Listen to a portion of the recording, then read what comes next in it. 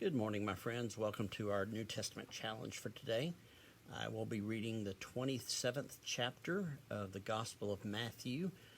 This is the very last part of Jesus' life, his suffering, death, and resurrection here at the end. And this is a long passage today, 66 verses in Matthew 27. So hear now the word of the Lord. When morning came, all the chief priests and the elders of the people conferred together against Jesus in order to bring about his death. They bound him, led him away, and handed him over to Pilate, the governor. Now, when Judas, his betrayer, saw that Jesus was condemned, he repented and brought back the 30 pieces of silver to the chief priests and the elders. And he says, "I have sinned by betraying innocent blood." But they said, "What is that to us? See to it yourself." And throwing down the pieces of silver in the temple, he departed and went and hanged himself. But the chief priests, taking the pieces of silver, said, "It is not lawful to put them into the treasury, since they are blood money." After conferring together, they used them to buy the potter's field as a place to bury foreigners. For this reason, the field has been called the field of blood to this very day. Then was fulfilled what had been spoken through the prophet Jeremiah. And they took the 30 pieces of silver, the price of the one on whom a price had been set, on whom some of the people of Israel had set a price, and they gave them for the potter's field, as the Lord commanded me. Now Jesus stood before the governor, and the governor asked him, "Are you the king of Israel?" And Jesus said, "You say so."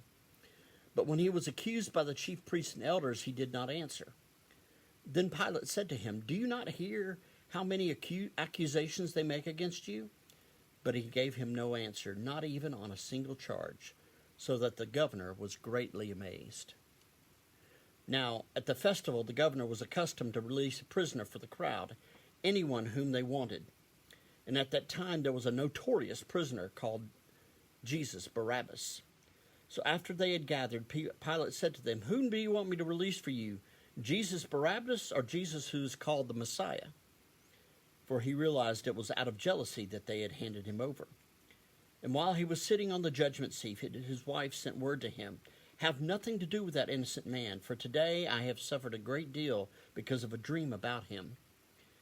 Now the chief priests and the elders persuaded the crowds to ask for Barabbas and to have Jesus killed. The governor again said to them, "Which of the two do you want me to release for you?" And they said, "Barabbas." Then Pilate said to them, "Then what should I do with Jesus, who is called the Messiah?" And all of them said, "Let him be crucified." And then he asked, "Why? What evil has he done?" But they shouted all the more, "Crucify him! Crucify him!" So when Pilate saw that he could do nothing, but rather that a riot was beginning, he took some water, washed his hands before the crowd, and said, "I am innocent of this man's blood. See to it for yourselves." Then the people as a whole answered, "His blood shall be on us and on our children." So he released Barabbas for them, and after flogging Jesus, he handed him over to be crucified. Then the soldiers of the governor took Jesus into the governor's quarters, and they gathered the whole cohort around him. They stripped him and put a scarlet robe upon him, and after twisting some thorns into a crown, they put it on his head. And they put a reed in his right hand and knelt before him and mocked him, saying, "Hail, King of the Jews!" And they spat on him and took the reed and struck him on the head. And after mocking him, they stripped him of the robe and put his own clothes on him. And then they led him away to crucify him. As they went out, they came upon a man from Cyrene named Simon, and they compelled this man to carry his cross. And when they came to a place called Golgotha, which means place of the skull, they offered him wine to drink mixed with gall, but when he tasted it, he could not drink it. And when they had crucified him, they divided his clothes among themselves by casting lots. And they sat down there and kept watch over him. And over his head they put the charge against him, saying, "This is Jesus, King of the Jews."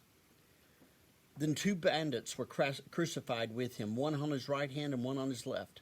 And those who passed by derided him, shaking their heads and saying, "You who would destroy the temple and build it in 3 days, save yourself. If you are the Son of God, come down from the cross." In the same way, the chief priest also, along with the scribes and the elders, were mocking him, saying, "He saved others, but he cannot save himself.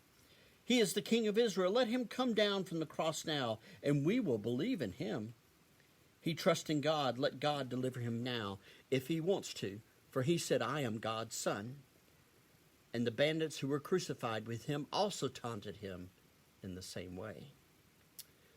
From noon on, darkness came over the whole land until 3 in the afternoon.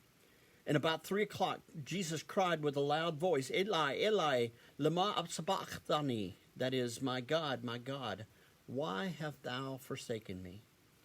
When some of the bystanders heard it, they said, "This man is calling for Elijah." And at once one of them ran and got a sponge, filled it with sour wine, put it on a stick, and gave it to him to drink. But the others said, "No, wait, let us see whether Elijah will come to save him." Then Jesus cried again with a loud voice and breathed his last. At that moment the curtain of the temple was torn in two from top to bottom. The earth shook and the rocks were split. The tombs also were opened, and many bodies of the saints who had fallen asleep were raised.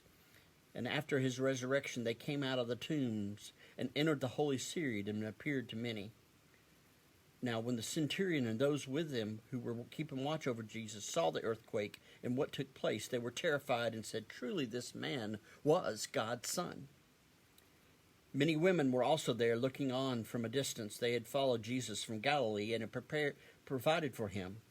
Among those were Mary Magdalene, Mary the mother of James and Joseph, and the mother of the sons of Zebedee. When it was evening, there came a rich man from Arimathea named Joseph, who was also a disciple of Jesus. He went to Pilate and asked for the body of Jesus, and Pilate ordered it to be given to him. So Joseph took the body, wrapped it in a clean linen cloth, and laid it in his own new tomb, which he had hewn into the rock. He then rolled a great stone to the door of the tomb and went away. Mary Magdalene and the other Mary were there, sitting opposite the tomb. The next day, that is, after the day of preparation, the chief priests and the Pharisees gathered before Pilate and said, "Sir, we remember what that impostor said while he was still alive. After 3 days I will rise again. Therefore command the tomb to be made secure until the 3rd day.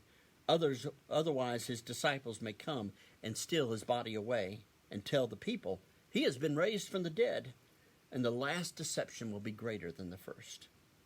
Pilate said to them, You have a guard of soldiers. Go, make it as secure as you can." So they went with the guard and made the tomb secure by sealing the stone. This is the word of God for us, the people of God. Thanks be to God.